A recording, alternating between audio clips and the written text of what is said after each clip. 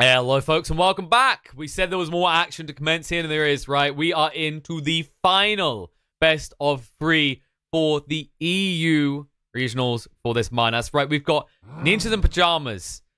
Sore after their defeat against OG. 2-0 was the score. So NiP are angry, and they're looking for someone to take it out on. They've been sitting on their hands waiting for this Vega TFT series to finish. And now, well, we get to see if Vega can trump them here or if they are just going to wail on them. And I mean, that's the argument here. Whales versus sharks, right? Nahaz, who takes this? Well, I think we are down to the wire. This is the last series and arguably the most competitive out of the 6 regions to determine the final EU bid to this minor. Both of these teams falling short in the major EU regional qualifiers, and it was Vega Squadron that actually eliminated NiP in the second series of that event. But yesterday, NiP took their revenge. They look pretty darn convincing in opening this one up with a 2-0 victory. So Vega need to refocus after a very hard-fought series against Final Tribe. Arguably should have lost that game too, but they come roaring back in game 3 behind the Madara Slark. I think this is anyone's series. I do give NiP the advantage. Their form has looked just a little better to me in this particular event. Absolutely. NiP have, as you said earlier, they're looking like they got a chip on their shoulder. They got someone to prove, and they are definitely living up to expectations. The match against OG was always going to be a hard one. And, right, you know, at the same time, they won't look at it too harshly that they lost to a TI champion. They'll take it in their stride. They'll come into this one, and it's going to be interesting to see how this opens up, because you say Peter is this guy. He has it all planned out, what he's going to ban and what he's going to pick for that first phase.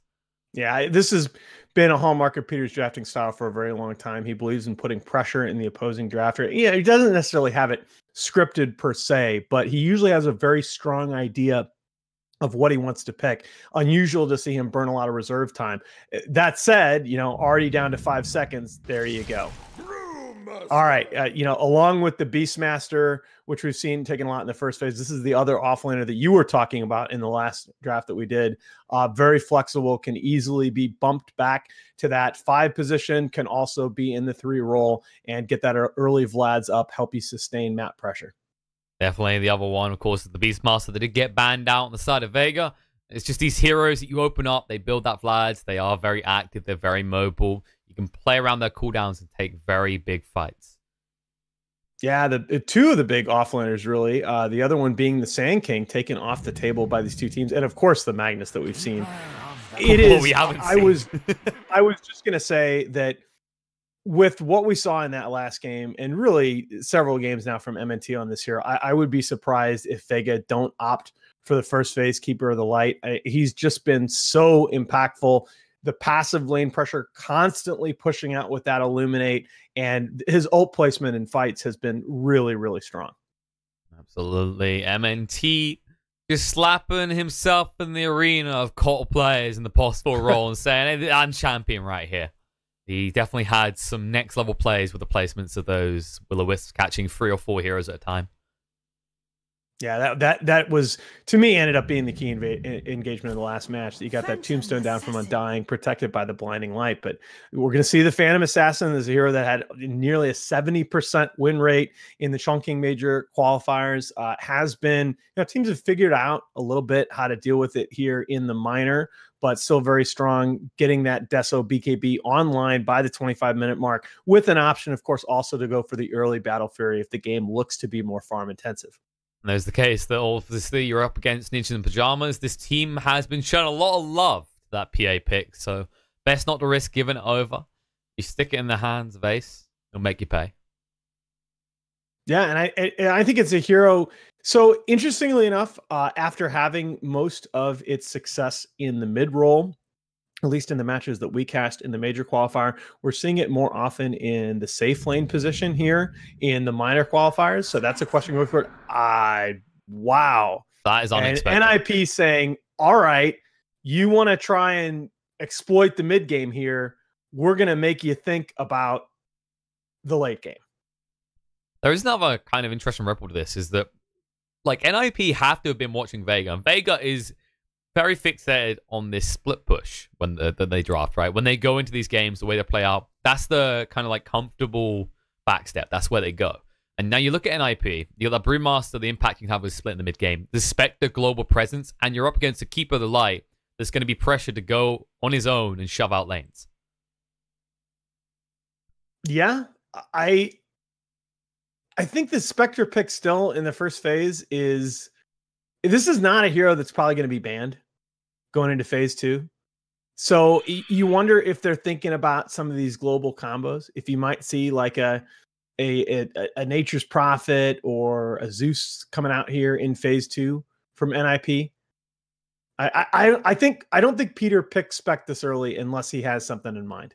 It could be the classic OG strat. Of course, the damage mitigation build was very popular around TI with like Centaur, for example. And that is still in the roster of heroes you can select here. As popular offlane is banned out, that's usually your backup choice, even after the changes. And why is the Undying? Of course, Vega need their offlane. You expect Vega to take their offlaner coming into phase 2 of the draft here. I do like the respect NiP is showing actually with that Undying ban. Pexu has proven himself very capable in this hero. Yeah, absolutely. And in particular, not just the Undying by itself, but taking away the Undying Coddle combo.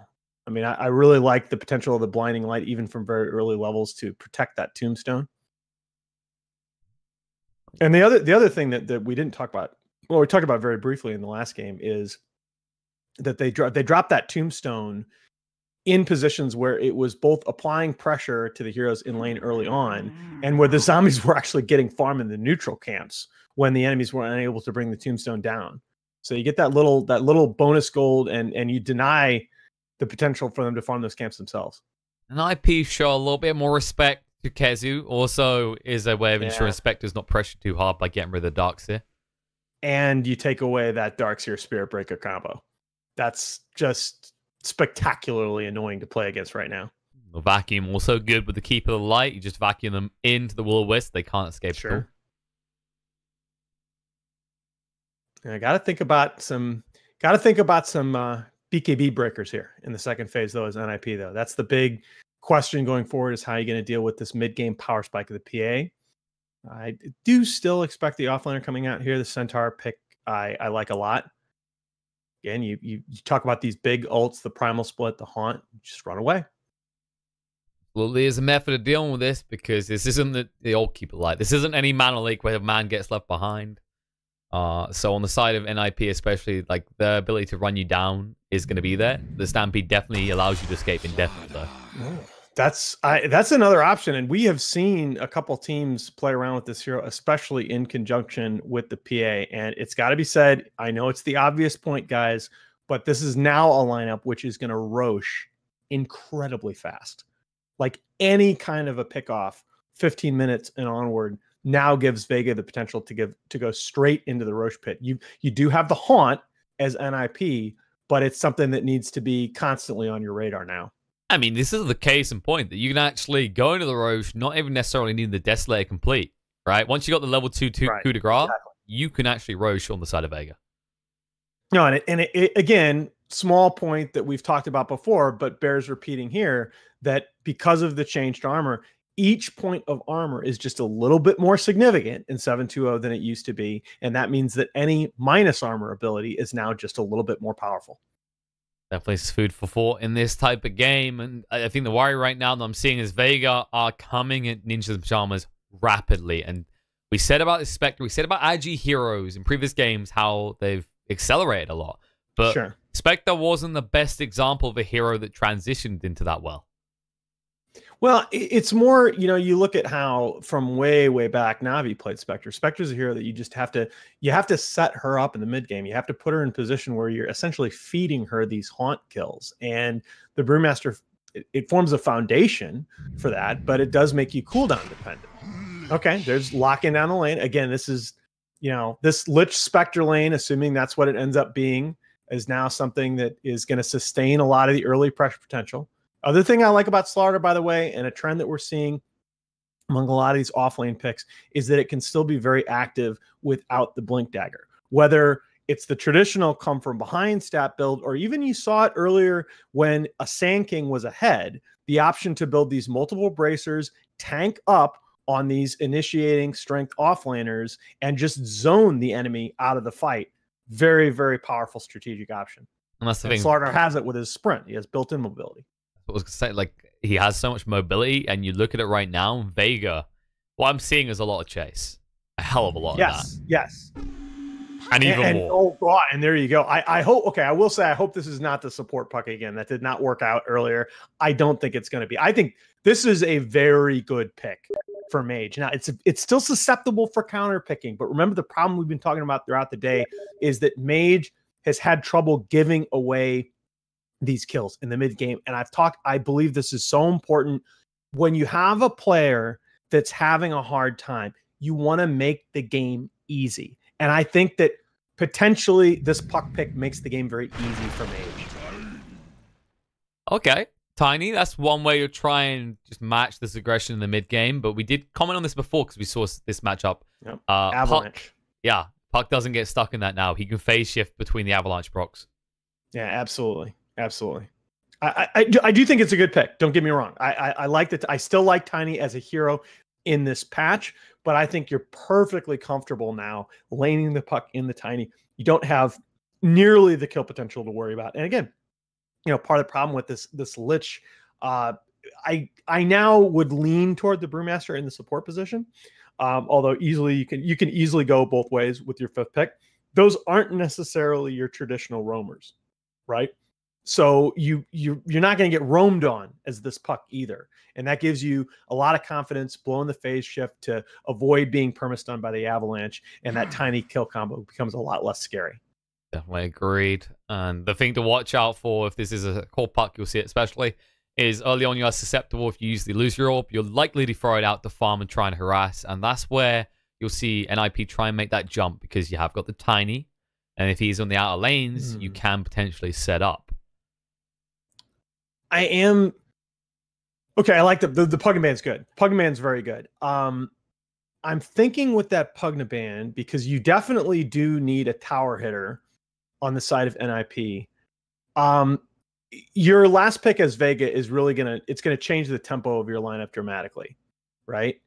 Because you can still bump this Slardar to the support position and take something greedier and run the puck in the off lane. I still like very high tempo here as Vega. Yeah, that's what I'm looking at. I would like to see some sort of early tower aggression coming out. You could maybe, I'm not sure about a Lycan per se, especially with a Lich in there that could ruin things.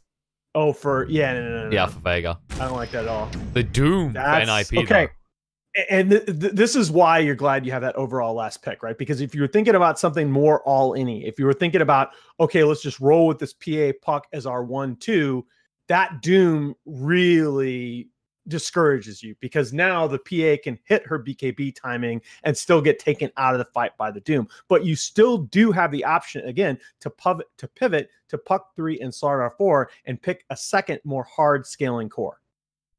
Interesting to see which way they want to go. I remember when we used to see the Slardar Doom matchup, and the interesting thing about this hero is with the way sprint works, if you actually do maximize it, you can get up in the face of the Doom and force him to always target you, and then you just run away. So it'll be interesting to see if they try to play that more aggressive style lineup of Vega. But this pick will decide that. So the other thing that you could do, you could still try to snowball behind like a TA here. We saw the TA-PA combo. I wasn't necessarily wild about that from Vega yesterday, but it was against OG, so it kind of doesn't count. You're going to forgive it. Wait, that wasn't even yesterday. That was the day. It felt. Oh, was it? Oh, yeah. Well, it was pretty early for you, right? So it's kind of like, new day. No, okay. All right. And they are going to pivot around and go for the super late game scaling. And I don't know, because of all the heroes that Spectre doesn't really need to worry about anybody going to late game. Let's be frank. I mean, does Spectre directly counter Medusa? In some sense, yeah, because Spectre can build a diffusal. But I mean, Spectre is just king of the late game, whatever you do. And Doom's eventually going to get refresher. So I don't know that Medusa gives you the late game, as we would be talking about. That would be the narrative in the previous patch. But remember, in 7.2.0, Medusa can now go these 4 Wraithband plus Treads build, she can get online and be a threat to push towers a lot earlier. And so I think Vega are looking for mid-game aggression, even with this Medusa pick. It's absolutely. It's about that mid-game ramp up, and Dusa is going to be more present. And if you do secure these early Roshas, as we anticipate with the Slardar plus PA picks, expect to see rapid pushing coming out from Vega. And that is where NiP are going to be forced to respond in a situation where the Spectre might not be ready. Yeah, and that's where you start to think about, potentially getting the Aegis on the PA so that she can go on anybody in the fights with Abandoned. The Medusa is functionally unkillable, and then God, if you get to the second Roche and you get Cheese on Medusa and Aegis on PA, this team's going to be a problem. That Roche contest is going to be kind of the fulcrum of this game, I think. Well, there are lineups. We are ready to get underway in this best of 3. And remember, whoever takes victory out of these 3 games will be going to the minor. Everything to play for, because if you lose, you're out. I actually really like both of these drafts. I'm kind of you have to go NiP here, right? Because they have looked like clearly the second best team in these qualifiers behind OG, but I feel like both of these drafts have very well-defined synergies. That it's pretty clear at each phase of the game what you want to do. The lanes are going to be reasonably strong. I mean, even the support puck. I think MNT we're gonna give them a little bit of a mulligan on that game earlier. You can see what you can do this time around. I mean, they were interchangeable. You could go for the Slardar 4, but that seems to have fallen off in popularity. Appreciating this hero does need some sort of itemization happening. Whereas a puck, well, you've got that built-in mobility from the illusory orb. Yeah, if it were me, I probably go puck 3, Slaughter 4. But again, that's when you start to get to that level, that is very much about player preference. And when an impact player like MNT says, "I want this hero," that's you give him that hero. That's no thought required. Ups. I'm sure he's so friendly about it. Good luck, have fun, friends. Put in there. Maybe next time. Oh. Can't hate this guy. Don't worry, Salt will come later, guys. Yeah, but will it be him or will it be Peter? Huh? Do you have to ask? Well, people change, Alan. People change. No, I'm a fan of Peter. Peter is in it for Peter. Let's not confuse him with an altruist. But he's a really cool guy, really interesting and intelligent dude. Very capable. Bringing together this new squad, and NiP, they've been having the ups and downs after how they done the major. Now looking to recover coming into this final game of the EU minors. Yeah, and I like this team a lot. I like the early season form shown by this NiP squad. They've come together very quickly, but again, it just in this environment, especially with going back to the 5 major format, it doesn't matter how you look in the eye test. It's how you do in this series. Are you earning those big spots? You are only as good as your last event. It's great that you looked good at the KL Major. So what? Things can change, especially with big patches as they arrive. That's the way it will be after every major. These lanes, Saxa just scouting out before he does go bot. And 33 did eat the range creep to begin with. He cut through and launched that up straight away. Yeah, I'm just going to warn you guys, my co-caster as well as chat, I am going to pick on this support puck a little bit because he's going to, like you see, he's going to eat a lot of harass there when he does choose to commit, and it's very, very big for them. They get a contribution. I thought it was going to be him in the 3 role. Well, the good news is at least it's not the Frost Shield, because if the Frost Shield was being leveled, then you would always be defensive. Oh, MNT's going straight back to top. Yeah, he's going to swap, and you got a pair of fairly tanky Radiant laners here. I don't know that the wrap is going to do you any good. It would be huge if they convert. He's down to half HP. He's been pretty aggressive. The dagger connect. Maybe next time lose your all through. PPD will win the first blood. Looks like. Can they get the final touch? Eventually, maybe no. No, he's going to salve up. Oh, he's going to salve up in the trees. Drunken Brawler pays off as he makes his escape, but it won't change the outcome in the end as the first blood goes to where Peck's in. That was clever by Peter. It was a nice attempt, and it was very key. They recognized in making that rotation that he was down to 40% health from the harassment in lane to begin with. That's what made that play happen. They're not killing that Brewmaster even with 3 heroes there from full health with a salve on him. That is the case, but I guess the good news you can look at is they were forced to give the kill to Pexu, whereas you prefer to have that on the puck. He gets Zilch, he gets Nahaz. In the meantime, they have left Kezu alone in this bot lane. It should be a little bit difficult for him to aggress hard, though, because that is kind of the catch with the Spectre pick, is it doesn't necessarily offer you this kill potential. Well, but an early red flag, and again, these CS totals can change in a hurry, is that the 3 Radiant cores are the top 3 CSs on the board. It's going to be a problem. You can't really afford to come out these lanes behind NiP's lineup. We talked about this puck. We talked about this PA, Slardar combo, and how they need to come online quick. Look for quick roaches. You know, Dota Plus it has its problems, but it's not completely crazy. There's a reason it likes Spectre. If Spectre is ahead at any point in the mid game, it is not good. I wondered whether they were going to stay in this tri-lane top. I'm worried that you end up resource starved here. I mean, MFT is still level 1 on this puck. Yeah, puck definitely needs levels. At the same time, if Doom is out leveling you, you're in a lot of trouble. Especially seeing he's actually got that unholy aura. Look at the regen. Exactly. That all and that camp. I think that all went to 33. Yeah, he's got 18 laps. This is okay. Again, early CS totals. Take with grain of salt, especially involving neutrals. But this is starting to get concerning. And the mid is bad as well, because what happened there was a regen rune top. Fada did toss mage back, claimed it, which meant that he's got a lot more mana to work with than mage does right now, and he can aggress a lot harder. Oh yeah, and he's going to have a level advantage too. Already not just being an NCS. Already see it. This tri-lane on top has just got to get more done. I mean, how do you, though, with that unholy aura? I think you just have to abort. You can't run a tri-lane with that unholy aura on there. I agree. I mean, MNT is one of my favorite players, has been since the Boston Major, but we've got to get something out of the support puck, whether it's a... I mean, you're in such a bad position, though. Yeah, because the laning cores on the side of NiP are just... They'll just stabilize. Not easy to gank at this point. I mean, the Spectre should be the one you should be starving out a little bit. I mean, this is against a tri-lane, and Brew is like... Speaking of Brew. Just walking up and hitting Mater in the shadow of his own tower. Yeah, they actually almost lost MNT as well. He's got a salve. He might have to give it over to Madara instead. That's a harsh choice, but he has to make it. Him on the bot, they're trying to chase him to Kezu, but this is what I was saying. It's actually very hard to find the kills. You can at least zone him out.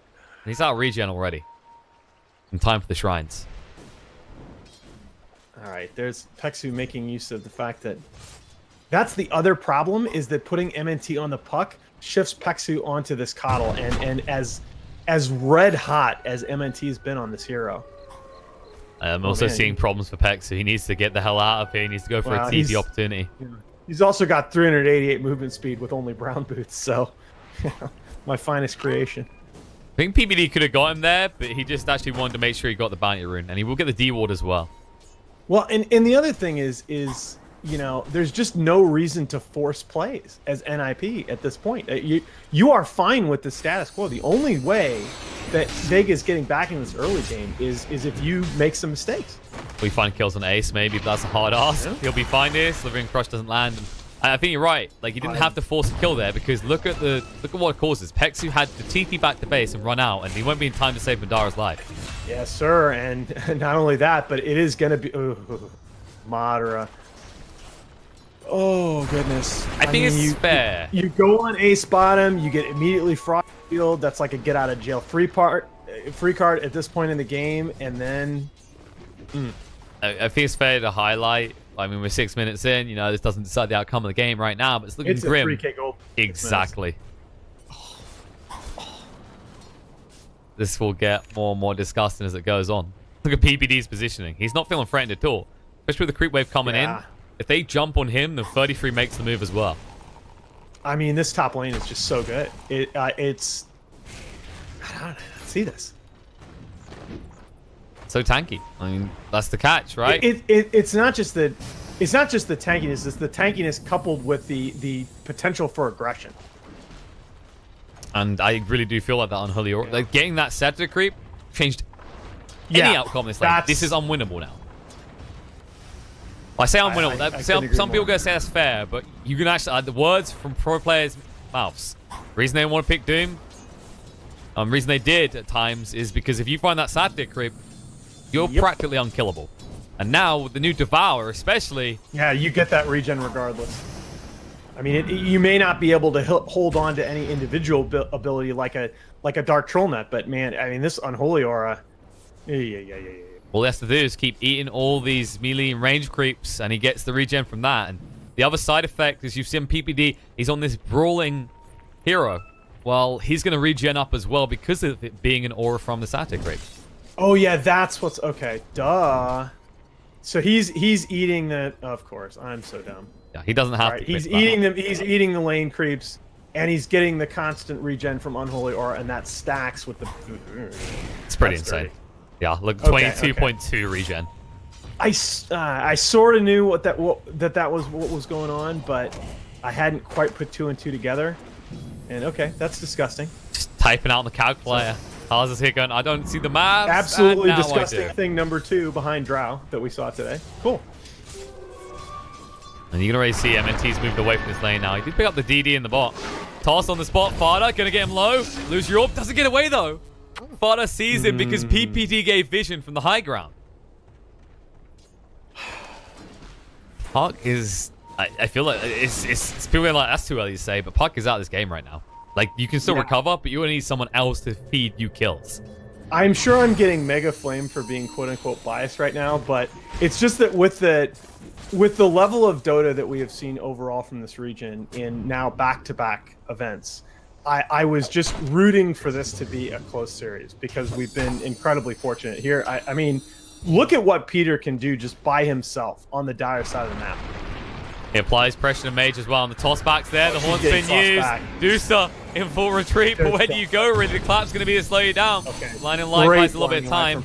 Is it going to be enough, though? They don't care. Silence doesn't matter either. They keep going. Inspector will back off, but PPD dive in the tower. Move the Drunken. Can I get it? There's the final tap.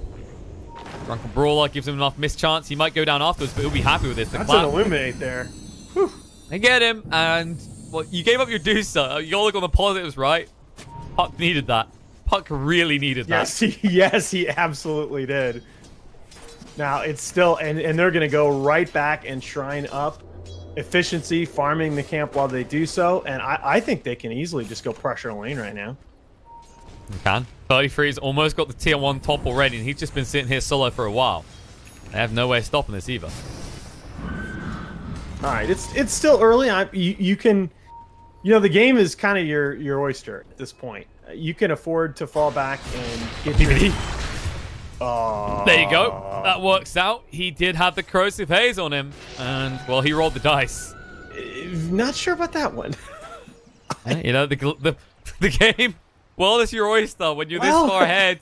And he, in fairness, he has felt pretty damn tanky. Sometimes that oyster snaps shut.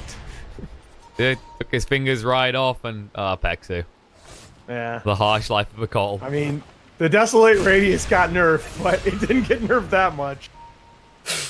They'll find the kill, and this is actually free zone for Ace now. With the tower not being here, they'll leave him here to farm. 33 will probably look to rotate out of here. Heading towards those drums as well, just trying to ramp up that mid-game aggression. Oh, ouch. I just clicked over to net worth, and yeah. It's one thing to say it's a 3K net worth lead, but it is evenly spread on the 3 cores of the NiP side. And your Puck is trying to get wherever he can right now. You can see him in the jungle, and there's a reason he has to do this. There's just a role for him in this game. Well, there's a reason he has to do this right now as well, because you look at it, and in about 5-6 minutes time, Mage is going to just absorb that space. You won't have anywhere. Well, if you don't get the levels at least. Okay, split used. And the bot lane, they're coming through onto the PA. Surround him, we'll look to move away. Stun will go onto Kezu. Can they follow it up, though, is the question. I think they're quiet enough to threaten the slaughter here. There's too many heroes. Actually need some assist. Already over. So nothing gained there as they realize there's 3 heroes from the side of Vega in the bot lane here. This is kind of the thing. Despite Madara having a rough start, because you do have that damage amp through the corrosive haze. I mean, it's not about Madara having a rough start, though, at this point. It's about the fact that you're effectively playing 4v5. This Puck he's going to use his first coil, and Tiny just stands there. He doesn't care. He's going to move away now. They'll be able to stun. Nope. Toss across. There's 33. It's your prompt now. Doom comes straight out, though. KheZu Oh, nice. can't do anything now. On the side, they're going to make. They surround him on the side. Sacks Oh are going to get God. low, but not low enough. The whole Leading being Mage used. on the Mage's going backside. to go down. They're chasing through. Ace looking for this. Slardar gets low. MNT is going to go down as well. Spectre dives to tier 2, finds himself a double kill. And on the side, 33 will clean up the 4th kill. And we are in full route mode here. This game just got so hard. It's awkward, right? It is awkward to get out of that situation without giving up at least 2 kills, but 4 and towers. It's getting more and more worrying. I mean, we said Vega, they were drafted in a way that they want this early aggression, a quick roach, and well, they're losing control of the net worth, and slowly but surely they will start to lose control of the map now as the items come out that enable NiP to push towers. All right, and I'm gonna stop talking about the support puck, but they count on MNT to make so many plays for this team, and when he's on a hero that's just he's not into the game yet, hasn't been at any point, it saps so much of your will as a team, especially when you've had such a long day already. It kind of puts everything in perspective when your puck is building braces, Hey, and Pexu's dying. That's old person abuse. I saw that, Fata. Careful you don't meet him at events, Nahaz. Come on, dude, he's a cool guy. I actually wish I wish he would talk more. He should do some content. He's got a lot of things to say. PBD. A little bit of trouble. Madara got baited in, actually. He needs to get out. Can they get there quick enough? It's a long TP as they didn't let Fata go in first. The avalanche there, Science, MNT. Finally going to try and make an escape. The toss on the spot, though. Lose your orb just in time. A little bit too close for comfort, though. Yeah, head shake. Whew. I think that's a shake of relief, not a BM there. KheZu up top is just going toe-to-toe with Ace, and Ace, even with the corrosive A's on him, doesn't particularly care. He's just trying to slow him down because this Spectre, we're not even 15 minutes in the game, and it's top net worth of almost 7,000 gold. I mean, look at this puck building bracer. That's what I said. Like, he had to grab it because he's so squishy. And they're not scared of him. If he jumps in on them, even if he silences them, they immediately turn around, hit him in the face. If you commented on the bracer and I just repeated, I'm very sorry. I'm just racking my brain with a way that Vega can come back into this game. It's, you know, you don't want to call a game over, especially at this level. Oh, 33. No, he found the deucer. Yeah. Mage is not getting out of this in one piece, that is for sure. They're just going to run through a Dream Core use, but it won't stop him getting the kill. Now Slivering Crush. DD on Fada wants to move in. Chain Frost going to come out. KheZu being slowed up. Move across with the punches. Trying to stay alive. The Shrine will keep KheZu up for the time being, but they're going to lose PA in the meantime. MNT will make his escape, but KheZu, he might not be so lucky. Avalanche going to be there. No Slivering Crush opportunity. They zone him out. They'll stun one, but he can't stun the others. Okay, this is getting into the territory of at what point do you go game 2? This is so... It's so hard a game for Vega to play right now, and at this point, at the end of a long day, I think you give it one more fight, but now people were going to say, Alan's been defeated, but no, you're not wrong in this state that it's the first game. It would suck to go down one game already, but when things don't work out in a lineup that needs it to work out, like when you have this puck and you grab the PA like this against this lineup, there's going to be a point at which you are just beating yourself up. And right now, Vega are not taking any gains out of these fights. Yeah, I mean, I think you just kind of outthought yourself in the draft. I don't really mind the individual heroes, but I think you took a big gamble putting this puck as a support, and it just doesn't pay off. And that's just sometimes that's the way risk works, guys. I think a big chunk of this is they didn't anticipate the Doom. They definitely didn't expect him to get the unholy aura. And now the toss back, Avalanche on Pexu. They'll chase through. Big stump of Fada will enable Sax to get the final touch. And I give you credit. You were ahead of me on the unholy. You said from the start that was what was going on. But when you just do the math and figure out the amount of sustain that they were both getting from that lane. It's also the point he only put 2 levels into it. He had the option to go for more if he felt pressured. Instead, he was able to go for this more aggressive build because they had no way of actually forcing him out at level 2. Yeah, exactly. I mean, you've seen a lot of Doom. You don't see Doom play that much so far in this patch, but I've seen Dooms go away from the Max Infernal Blade for exactly the reason that you were just talking about. But here, you're completely unthreatened.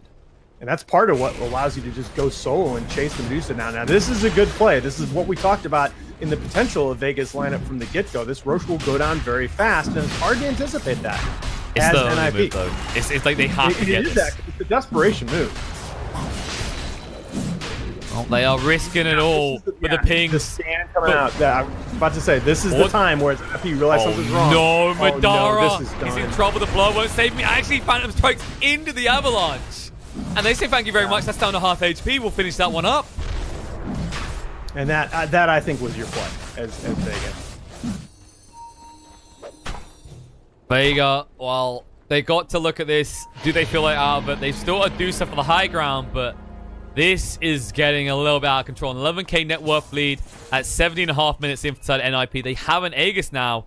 It's just a matter of when they want to take these remaining towers, because they go wherever they want. Yeah, and Spectre's got Manta, you know, almost halfway to that Diffusal Blade. She's no longer something you can go on. Yeah, the map is just It's closing entirely in. It is closing in fast, and you can already see Vega. They need a little bit more gold. The only move they've got is towards this bot lane. Take a trade. Yeah. Oh, With wow. TP in. They slows down PPD. He has got the split available. Doom. TP will zone them out. Kezu does use Slivering Crush. Doesn't connect, though. And Tiny is coming in. He could look for the backstab here. With an Arcane Rune, the pings come out. They do see Mage.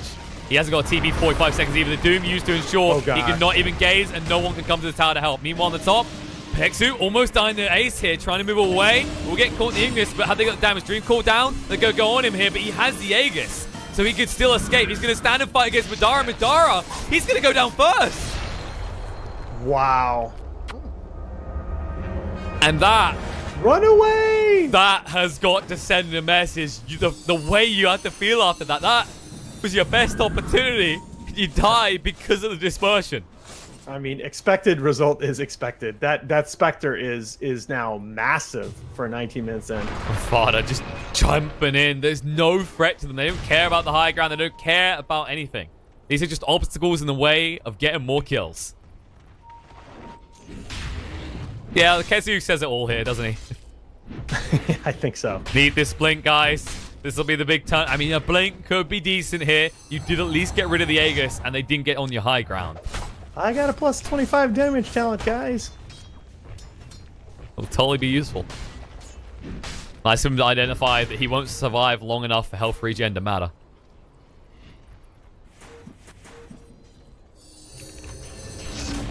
Maybe next time. But he frees the target here. If they get enough stuns. Gonna chase through. Oh, there's Scorched Earth. We can turn around, but stunned up. He can't even strike back. And no, they push him out with the Dream Call. Now, Gaze is going to be used because Fana moves in. The Horn's there as well. The damage is huge. They get rid of the puck. The Medusa's down as well. Casey with the stun trying to move away, but he won't be able to do it fast enough as Ace cleans him up as well with the triple kill. Yeah. And every time they try and make these moves, it's like they have to wait so long themselves.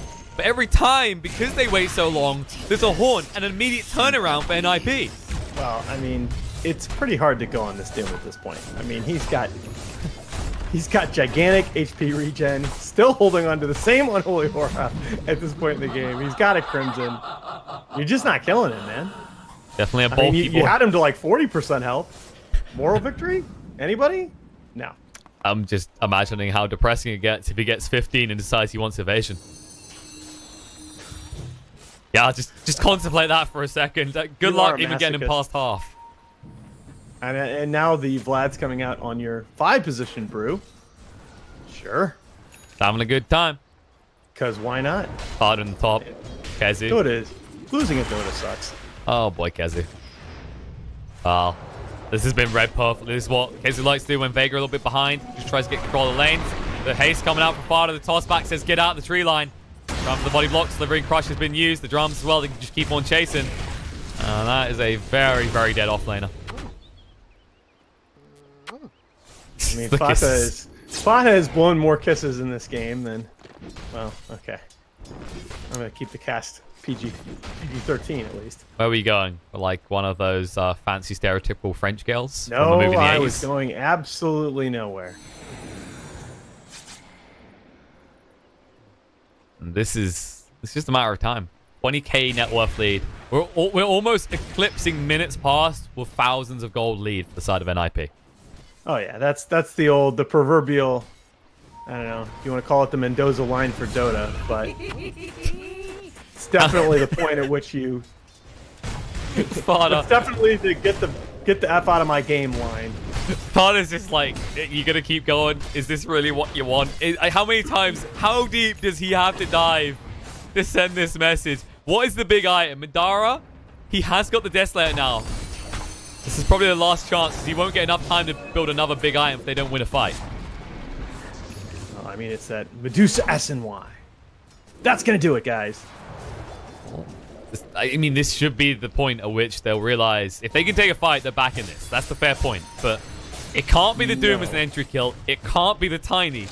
I don't think you even want to go on the Spectre at this point. You have to either find the Brewmaster or the Lich. You are also, like... I'm going to be very kind and call it 2 fights behind. Hey, you know, comeback goal. Big swing with the XP as well. Just imagine you get a kill on the Tiny that's 809 right now. I'm trying to ask myself, is this any different if you... Because I spent probably too much time talking about this puck support and, okay, could he have been the 3? So, I mean, does it make a difference? Your issue is still the Doom. Can't handle that top lane. That's the thing. It's still the Doom. And I don't think it does. I think the big issue is they spent too long trying to do something about the top when they never could from the get-go. Because Vega is just going to chase Madara around down here. He's toying with him. And that is a brave TP that will fail. Happen. More kisses. Vega's really got a crush on him. And he wants to crush more. I love the optimism of Kezu, though, drawing the line top lane. Let's go get those towers, guys. Let's keep pushing, guys. We got this. It's going to help Mage farm, but the Horn comes down. They move straight in. The Diffusal on the Mage. Trying for the TP away. Can he actually make it? The Avalanche toss? No. Let's get 2 kills for the price of 1. Kezu down, and so is Mage. They should be going for the base this time. It just feels like at this point, NiP, they're not committing too hard to the high ground. They're just enjoying playing with their food. Yeah, you know, Fada may not be Dwayne Johnson, but he just turned his boot sideways and stuck it straight up somewhere.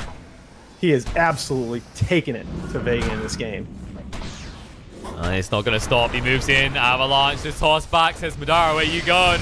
And no, the gaze. He can't even attack back. Come on, give me your best kiss-related memes in chat. Let's go. You just want them. Fada's got you thinking about Kiss. That's an interesting headline in itself. But that's going to be a set of racks. All right. Well, they can go straight for mid. I'm just looking right now. It's like MNT you see how close he's to this Blink. But I don't really see a need for Blink when NiP keep stacking up and coming to you. Maybe off the Dagon. Screw it. If you gotta go down, at least shoot him in the face before you do. I mean, he wants to make a play so badly. That's a wow. Go into that Roach Pit, sure. I mean, you even see the items coming out on the supports here of NiP. So, tell me now, Nahaz, are you gonna start spamming Doom in your games? Is this convincing you? Absolutely not. I mean, I'm gonna pick it. There's no question. I don't think I could live with like just the sheer boredom of being a Doom spammer, but you know, if I get somebody willing to pick some tanky support that wants to lane with me, hell yes. Go for it. Heck, Doom could have been a 4 in this game easily. Oh yeah. I mean, he took someone different now as well. Like, he says, we've got too much regen. We need some attack speed now. Yeah, you think about this purely in terms of laning combos, right? I mean, does Doom 4 really give you that much less? No, it's just a matter of you think you need some items on him early, which did make him unkillable. Yeah. Like, a 4 Doom would be good, but it wouldn't be unkillable. Right. I mean, with this particular game, clearly Doom's your 3, right? I mean, we've seen so much of the template already for how to play Brewmaster in the hard 5. You know, Vega gonna try and do something sneaky here. They tried this last time, but it's not even there. I'll be able to escape though. That's your 2 heroes that just blinked away from a solo Brewmaster. Kind of sets the mood, doesn't it? Well, Fod is trying to set the mood all by himself. Candlelit dinner. And who will be the diner with him for the evening? Will it be the Deucer? Can he solo this Deucer? I actually think he can. Meanwhile, top, the Horn coming in. They look for a kill. They find a PBD, but he baits them out. Ace will find the kill to Kezu, and Madara will just TP away. He says that's a no-go. They almost kill Pexu with the illusions alone. And on the bot, they do make their move finally. With the assistance of Ace, they bring down the Deucer. And keep it light. Actually, he almost got sniped out there by 33. This is beyond ridiculous. Vega are a glutton for punishment. Mage can buy out and contest one more time. Maybe next time. Now the Ignis going down, forced tiny look, being so strong. The gaze being used. He's forced to look here. The combo is decent, but have you got the damage to follow through now? Jane Frost doesn't bounce too much. Mage stunned on the spot, trying to move away. And they don't even lose half their HP pool from what looked like a beautiful setup from Vega. 33. That tickles. If you come out of the base now, you're done. You see the potential of the Vega draft. Vada wants to turn around, but he has no mana. They're going to stab Pexu here. Oh, yeah. You're absolutely done, so. They're going in now. What else are you going to do, though? Deucer has no way out. He just stands on the spot. Let it end, he says. GG comes out. There you go. I mean, game probably should have been called 10 minutes ago, but it is an elimination series, to be fair. I get wanting to play out your draft, at least giving yourself a fight. It's tough. It's absolutely tough. And I hope that, again, it's the end of a long day. You know, Vegas showed a heck of a lot of composure. Coming back from the brink of defeat in Game 2 of the previous series, taking Game 3 in convincing fashion. You got to look at the draft here. You got to say we weren't ready for that Doom Brew lane. Fine. As a result, we gave Spectre we gave a Spectre Lich lane almost uncontested free farm bottom. We got absolutely blitzed out of our top lane, despite running a tri lane starting after the first wave or so. Fine. It happens. At Dota in this level, sometimes you get very lopsided drafts, especially in these last couple metas. You got to come back in Game 2 and stick to your guns, though. I want to see MNT back on Coddle. I want to see some of the things that they've been doing successfully in the last series. The thing I'm looking at here, though, is, you know, people are going to be like, oh, this game's over. You already said it. You know, it was looking over. They should GG out. Why are you even, like, reacting to these plays the way you are? It's because there's a build-up, right? It's like the shock isn't from the players we were seeing in those last 5-10 minutes. The shock is the fact that Vega wanted to keep trying. Like, you have to, sure, you can give someone credit for, you know, throwing themselves against the wall 100 times, but the demoralization factor is what I'm worried about with Vega going to the second game. Like, we have our fun and we meme, and it's cool. Okay, I get it. Feels good, man. But at the end of the day, these guys are professionals. This is their career. They take it very seriously and they play with a ton of pride. And this is an elimination series. I will never fault a team for not GGing out early in an elimination series. That's absolutely fine. I get Vegas trying to collect themselves.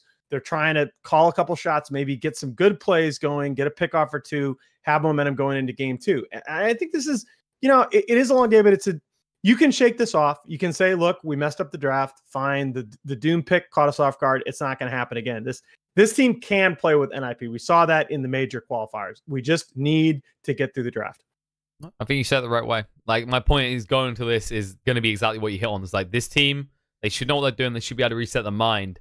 And it's going to really speak to their fortitude if after how those last 10 minutes went, they can actually come back and take even one game, let alone two from NiP. But don't count them out. As you said, in the major qualifiers, they were the ones upsetting Ninjas in Pyjamas. And at the same time, on the other side, I guarantee NiP, they've got to be going as feeling happy. They feel like they've got a little bit of vengeance on Vega. We're going to find out in just a few minutes if they can close this a 2-0 or if Vega can just take a deep breath, come back to the table, just slam it in NiP's face, and make this a free game best of 3. Stay tuned, folks.